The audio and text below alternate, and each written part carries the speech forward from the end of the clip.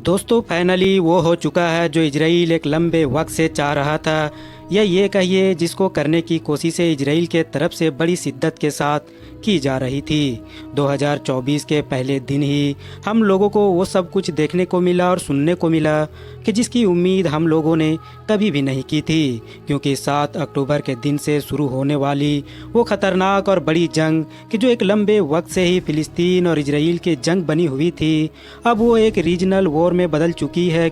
क्योंकि दुनिया की और भी बड़ी बड़ी ताकतें इस जंग में कूदने जा रही है। या फिर हम ये भी कह सकते हैं कि दुनिया की बड़ी ताकतें ऑलरेडी इस जंग में कूद चुकी है। मुझे नहीं पता कि जब तक आप लोगों के पास ये वीडियो पहुंचेगा तब तक कंडीशन कैसी होगी, मगर रिकॉर्डिंग के वक्त तक ये बात ऑलरेडी लगभग सभी मीडिया ऑर्गेनाइजेशन से क्लियर हो चुकी है कि यूके और यूएसए और यूरोप का कोई और देश कि जिसका नाम अभी तक रिवील नहीं हुआ है, ये तीनों देश मिलकर रेड सी में मौजूद यमन के ऊपर अटैक करने जा रहे हैं। उसी यमन के ऊपर कि जिसने पिछले कई दिनों से इजराइल के नाक में सबसे ज़्यादा दम करके रखा था। इन सारे रिपोर्ट्स के लिए बाहर आते ही यमन के हूतियों का भी एक पूरा ग्रुप, मतलब कि जो उनके सीनियर लीडर्स वगैरह होंगे, वो सब ईरान की राजधानी तेहरान पहुंच चुके हैं। ऐसा माना जा रहा है कि वो लोग ईरान के साथ मीटिंग कर रहे हैं और इस चीज़ को लेकर पूरी प्लानिंग कर रहे हैं कि जब जंग शुरू हो ही गई है तो आखिर इसको कैसे लड़ा जाएगा।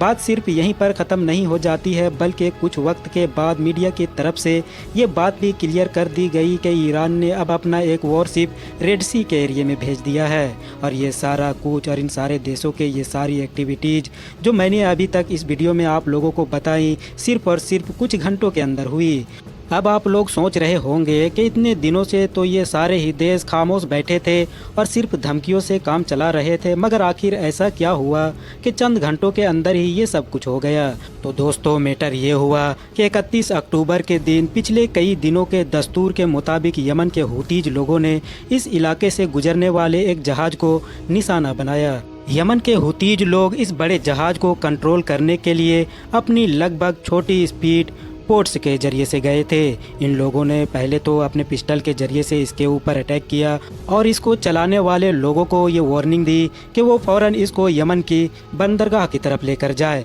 जिस वक्त मैं ये वीडियो रिकॉर्ड कर रहा हूँ उस वक्त तक यमन के जो हूतीज है उनके स्पोक पर्सन ने भी इस बात को एक्सेप्ट कर लिया है कि हाँ, उनके इस हमले में 10 सिपाहियों की मौत हो गई है। उन्होंने अमेरिका को धमकाते हुए ये तो कहा ही कि वो पहले की तरह ही फ्यूचर में भी इजराइल से जुड़े हुए और इजराइल के जाने वाले हर जहाज़ को टारगेट करते रहेंगे। साथ ही साथ उन्होंने ये भी कहा कि ये जो कुछ भी हो रहा है, मतलब ये जो हमारे ऊपर हमला हुआ है, इसका अंजाम भुगतने के लिए अमेरिका को तैयार रहना चाहिए। दोस्तों रेड सी में 31 अक्टूबर को होने वाली इस घटना के बाद ही चंद घंटों के अंदर वो सब कुछ हुआ कि जो मैंने आपको वीडियो के बिल्कुल शुरू में बताया था। लेकिन अब यहाँ पर आप लोगों के लिए ये बात भी जान लेना ज़रूरी है कि ये जो कुछ भी हो रहा है और जिस तरह से नए नए देश और नई नई ताकतें अब इस जंग में एंट्री ले रही है, इन तमाम ही चीज़ों से अगर सबसे ज़्यादा फ़ायदा, सबसे ज़्यादा बेनिफिट किसी को हो रहा है तो वो कोई और नहीं बल्कि खुद इजराइल है। क्योंकि इजराइल तो लंबे वक्त से खुद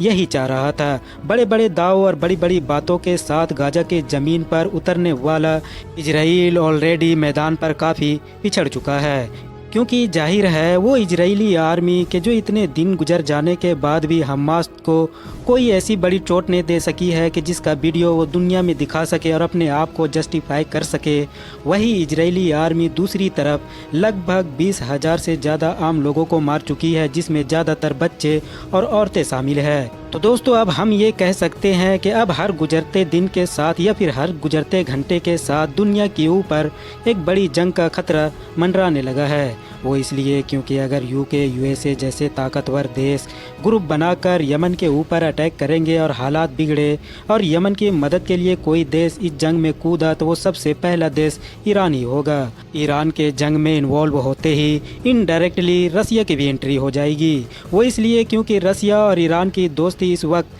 पीक पर चल रही है। रसिया और यूक्रेन की वॉर के दौरान जब रसिया बड़ी मुसीबत में फंसा हुआ था, उस दौर में दुनिया की अगर किसी ताकत ने अंदरूनी तौर पर रसिया की सबसे ज़्यादा मदद की थी तो वो कोई और नहीं बल्कि ईरान था। उसको हथियार भी सप्लाई किए थे और भी हर तरह से मदद की थी। हालांकि यहाँ पर मैं आप लोगों को ये भी बताता चलूँ कि फ़िलिस्तीन और इजराइल की इस जंग में रसिया के इन्वॉल्वमेंट की खबरें अभी 2 दिन पहले ऑलरेडी आ चुकी है। वो इस तरह से कि आपको याद होगा कि इजराइल इस पूरी जंग के बीच में वक्त वक्त पर कई बार सीरिया पर भी अटैक करता रहता है। शुरुआती दिनों में रसिया की तरफ से वार्निंग भी दी गई है कि सीरिया में ये सब कुछ करना बंद कर दो वरना अंजाम भुगतने के लिए तैयार रहना। इजराइल की तरफ से उस धमकी को इग्नोर ही किया गया है और उसके बाद भी ये देखा गया है कि कभी कभी वो सीरिया के कुछ खास ठिकानों पर अटैक करता है। मगर अभी तो 2-3 दिन पहले ही अचानक से मीडिया रिपोर्ट्स में ये दावा किया गया कि पहली बार रसिया की तरफ से इजराइल के ऊपर इस इलाके में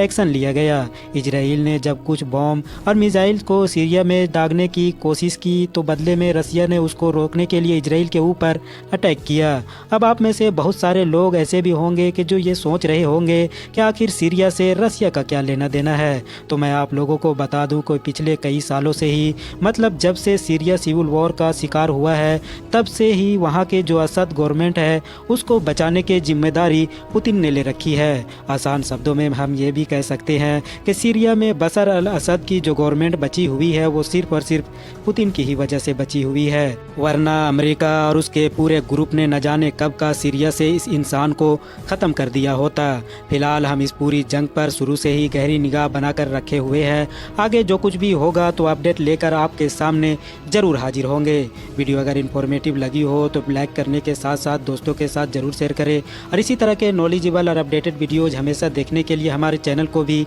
ज़रूर सब्सक्राइब करें।